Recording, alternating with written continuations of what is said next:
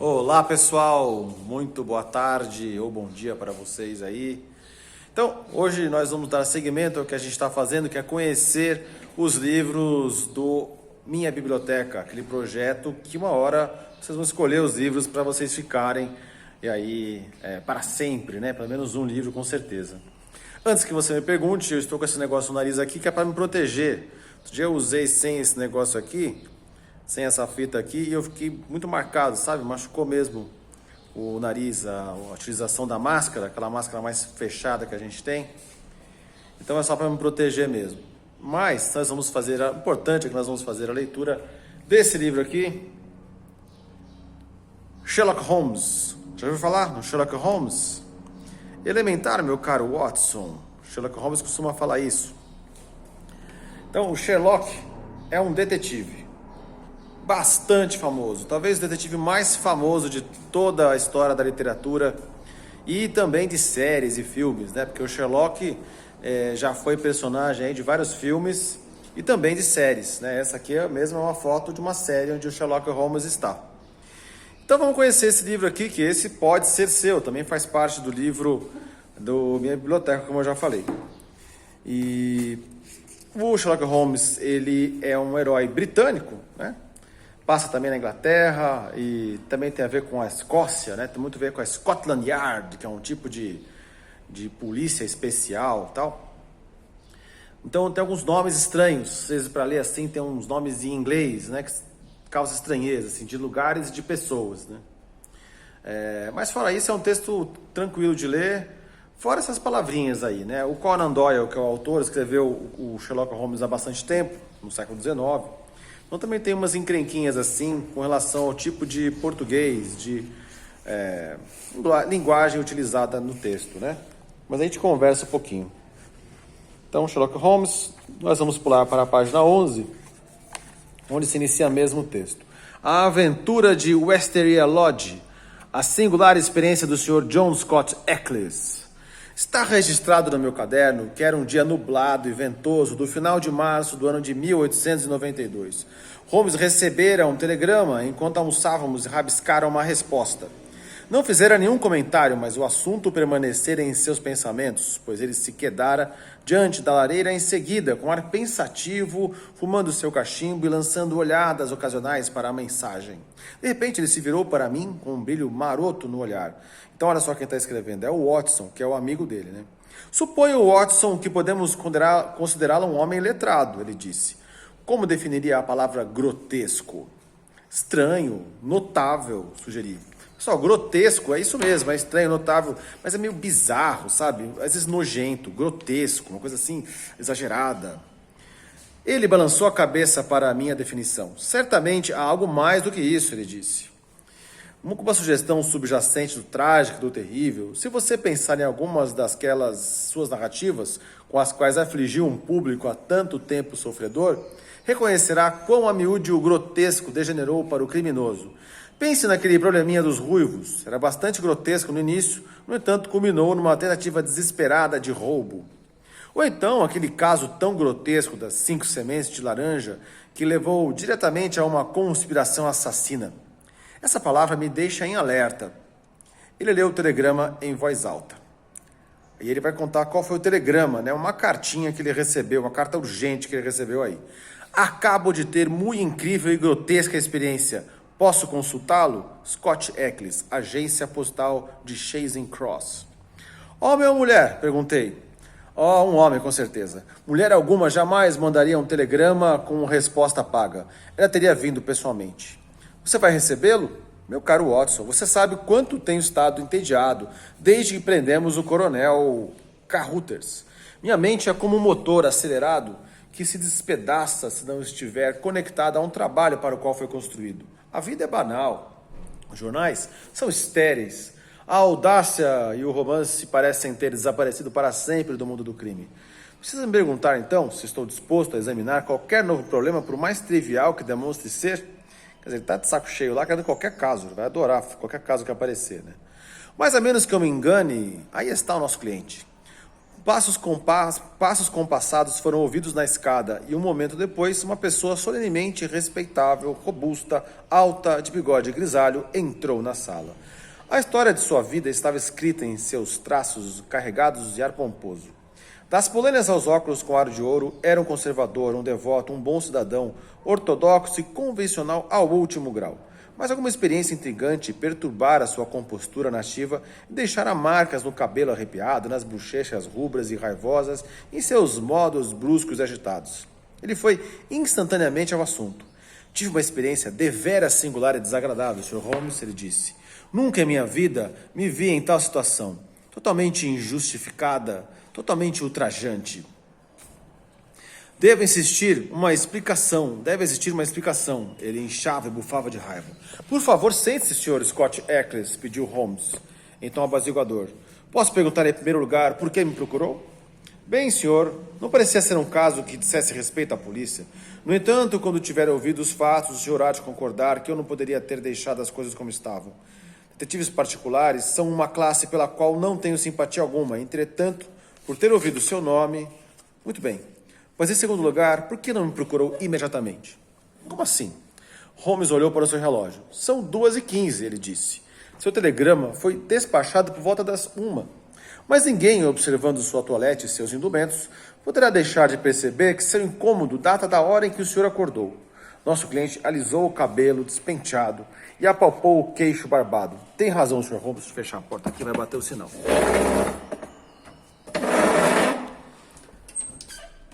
Lembra dessa porta? Pois é, tô fechando aqui pra gente terminar a leitura. Nosso cliente alisou o cabelo despenteado e apalpou o queixo barbado. Tem razão, Sr. Holmes, nem consegui pensar em minha toalete. Já fiquei muito feliz em poder sair daquela casa. Mas andei investigando por aí antes de procurar o senhor. Fui até a imobiliária, sabe? E eles disseram que o aluguel do Sr. Garcia fora pago perfeitamente e que estava tudo certo com esse Lodge. Ora, senhor, disse Holmes rindo. Parece o meu amigo Dr. Watson, que tem um mau hábito de contar suas histórias começando pelo lado errado. Por favor, organize suas ideias e me informe na sequência correta. Exatamente que eventos foram esses que o fizeram sair despenteado, em desalinho, de botas caseiras e colete mal abotoado à procura de conselhos e assistência? Nosso cliente baixou o olhar, constrangido, para sua aparência tão fora do convencional. Estou certo de que deve parecer muito grave.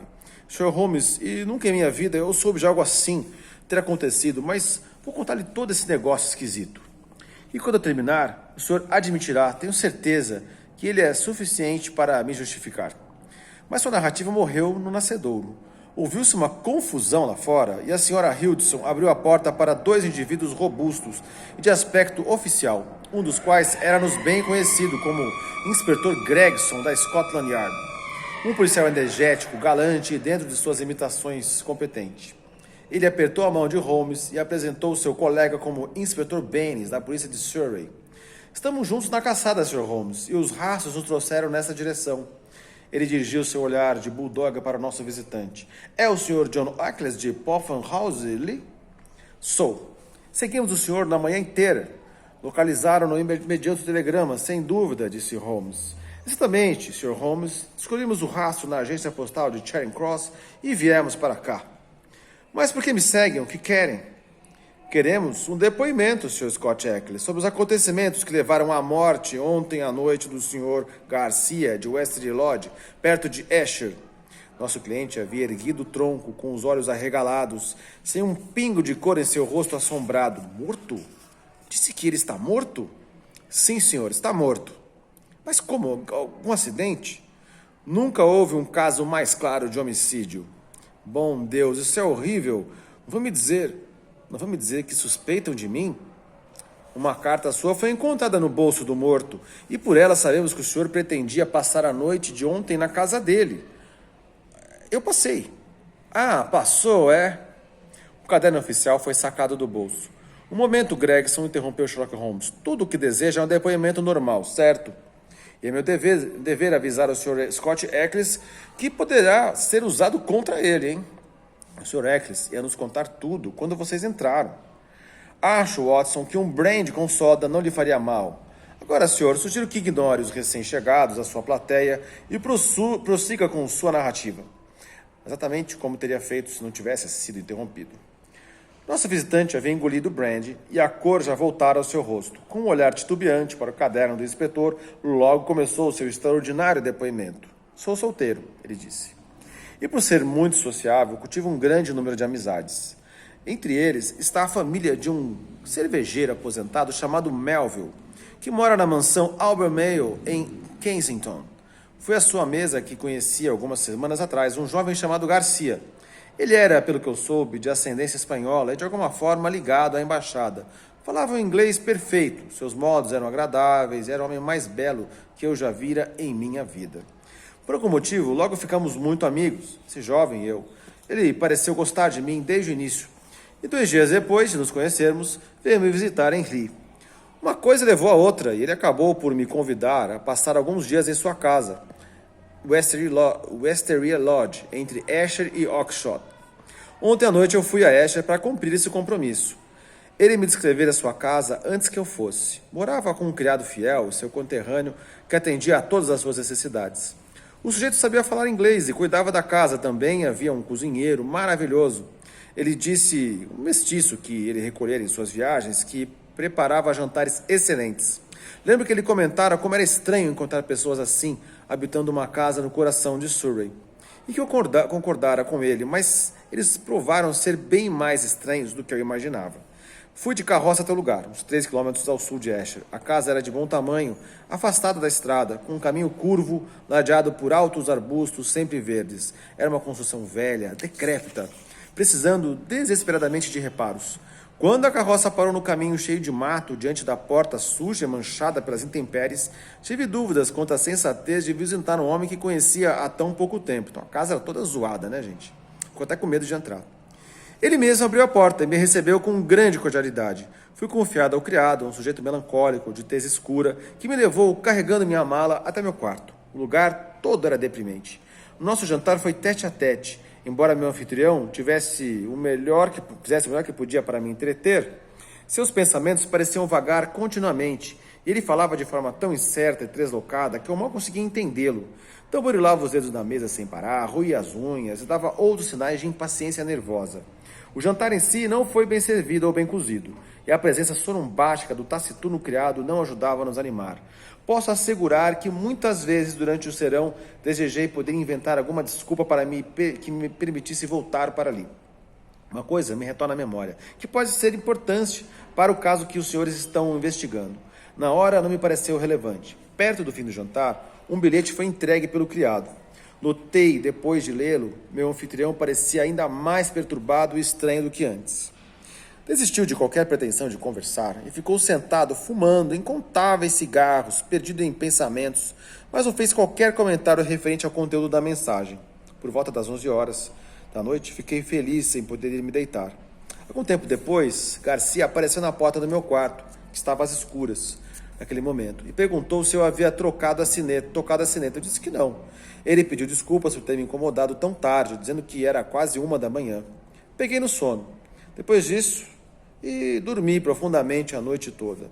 Então, pessoal, esse cara aí estava muito nervoso, batucando na mesa, depois começou a fumar, nem olhou para a cara desse amigo dele, né? Coisa estranha. E agora chega a parte intrigante do meu relato. Quando acordei, foi em plena luz do dia, consultei o meu relógio e vi que eram quase 9. Eu pedira antecipadamente para ser chamado às 8. Portanto, estava deveras assombrado com tal negligência. Saltei da cama e toquei a sineta, chamando o criado. Não houve resposta. Toquei mais e mais vezes com o mesmo resultado. Então, cheguei à conclusão de que a sineta estava com defeito. Vesti-me às pressas e desci a escada num péssimo humor, para pedir um pouco de água quente. Pode imaginar minha surpresa ao descobrir que não havia ninguém ali? Gritei no corredor, não houve resposta, então corri de cômodo em cômodo. Todos estavam desertos. Meu anfitrião me mostrara qual era o seu quarto de dormir a noite anterior. Por isso bati na porta. Nenhuma resposta. Girei a maçaneta e entrei. O quarto estava deserto e a cama intacta. Ele se fora com os outros. O anfitrião estrangeiro, o criado estrangeiro, o cozinheiro estrangeiro, todos desapareceram durante a noite. Esse foi o fim da minha visita ao Wisteria Lodge. Sherlock Holmes estava esfregando as mãos e dando risadinhas ao acrescentar a esse bizarro incidente a sua coleção de estranhos episódios. Então, pessoal, todo mundo sumiu daquela casa. Todo mundo, até o dono, desapareceram. Sua experiência até onde sei perfeitamente única, ele disse. Posso perguntar, senhor, o que fez a seguir? Eu estava furioso. Minha ideia inicial foi que eu havia sido vítima de alguma brincadeira absurda. Recolhi meus pertences, bati a porta ao sair e segui para Esher com a mala na mão. Visitei a Allen Brothers, a principal imobiliária da aldeia, e descobri que foram eles a alocar a mansão. Ocorreu-me ser pouco provável que o processo todo tivesse o propósito de me fazer de tolo e que o objetivo principal devia ser não pagar o aluguel. Estamos no final de março, portanto, o trimestre está acabando. Mas essa teoria não funcionou. O corretor agradeceu meu alerta, mas me disse que o aluguel havia sido pago adiantado. Então, voltei para a cidade e visitei a embaixada espanhola. O homem era desconhecido ali. Depois disso, foi vir Melville, em cuja casa eu conhecera Garcia. Mas descobri que o primeiro sabia sobre este menos ainda do que eu. Finalmente, quando eu recebi sua resposta ao telegrama que lhe enviei, vim procurar o senhor, pois pelo que sei é uma pessoa que dá conselhos em casos difíceis. Mas agora, senhor inspetor, presumo pelo que falou ao entrar, que o senhor pode continuar o relato e que alguma tragédia aconteceu. Garanto que cada palavra do que eu disse é verdade e que além do que contei, não sei absolutamente nada sobre o destino desse homem. Meu único desejo é ajudar a lei de todas as formas possíveis. Tenho certeza disso, Sr. Scott Eccles. Tenho certeza disso, declarou o inspetor Gregson, num tom muito amigável. Devo dizer que tudo que o senhor relatou confirma a perfeição dos fatos que tivemos acesso. Por exemplo, o bilhete que chegou durante o jantar. Acaso observou o que foi feito dele? Sim, Garcia o amassou e jogou no fogo. O que diz disso, Sr. Baines? O detetive local era um homem robusto, rechonchudo, rubro, cujo rosto só era rasgado da repelência por um par de olhos extraordinariamente brilhante. A lenha ardia numa trempe, Sr. Holmes, e ele errou o alvo. Encontrei isto intacto no fundo da lareira. Holmes sorriu em apreciação. Deve ter examinado a casa com muito cuidado para encontrar uma bolinha de papel. Fiz isso, Sr. Holmes. É o meu costume. Devo lê-lo, Sr. Gregson? O detetive londrino balançou a cabeça. O bilhete foi escrito em papel comum, cor creme, sem marca d'água. É um quarto de folha. O papel foi cortado com 2 golpes de uma tesoura de lâmina curta. Foi dobrado 3 vezes e selado com cera púrpura, pingada apressadamente e prensada com algum objeto plano e oval. Está endereçado ao Sr. Garcia, Westeria Lodge. Ele diz: nossas cores, verde e branca, verde aberta, branca, fechada, escada principal, primeiro corredor, 7ª à direita, baeta verde. Que Deus o acompanhe, D. A letra de mulher, escrita com uma pena afiada, mas o endereço foi escrito com outra pena, ou então por outra pessoa, a caligrafia mais grossa e escura, como podem ver. Um bilhete muito notável, disse Holmes, correndo os olhos sobre ele. Devo cumprimentar o Sr. Baines por sua atenção aos detalhes do exame que fez. Alguns comentários triviais talvez pudessem ser acrescentados. O selo oval, sem dúvida, é a marca de uma abotoadura comum, que mais tem esse formato. A tesoura era curva para cortar as unhas. Embora os 2 cortes sejam curtos, pode-se notar distintamente a mesma curvatura suave em ambos. O detetive local deu uma risadinha. Pensei ter espremido todo o suco desse bilhete, mas vejo que ainda restava um pouco, ele disse. Devo confessar que não entendi nada no bilhete, a não ser que algo estava para acontecer e que uma mulher, como de costume, estava por trás de tudo. O Sr. Scott Eccles se agitara em sua poltrona durante essa conversa. Fico feliz que tenha encontrado o bilhete, pois corrobora a minha história, ele disse. Mas preciso lembrar que ainda não ouviu o que aconteceu com o Sr. Garcia ou com os outros ocupantes da sua casa. Quanto a Garcia, disse Gregson, é fácil responder. Ele foi encontrado morto hoje, de manhã, no parque de Oxshott, a 1,5 km de sua casa. Sua cabeça foi esmagada por golpes pesados de porrete de areia ou outro instrumento similar, mais contundente que cortante. O lugar é deserto e não há outra casa a menos de 400 metros do local. Aparentemente, ele foi golpeado primeiro, por trás, mas seu agressor continuou batendo nele por muito tempo depois de morto. Foi um ataque extremamente furioso. Não há pegadas nem qualquer pista dos criminosos. Pessoal, paramos por aqui então. É o nosso livro O Último Adeus, Sherlock Holmes. Outra coisa, adeus, quando é Sherlock Holmes, a gente deve desconfiar muito, porque ele sempre dá adeus, fala que é o último dos crimes que ele vai investigar, né? O último caso que ele tem e tal. E, na verdade, sempre tem um outro, né? Ele fala que vai parar, mas depois no outro livro ele fala, vou continuar, e aí fala que é de novo o último e não é o último, né? Então é isso, gente. Até mais. Boa semana para vocês. Nos vemos para continuar esse livro aqui do Sherlock. Abraço.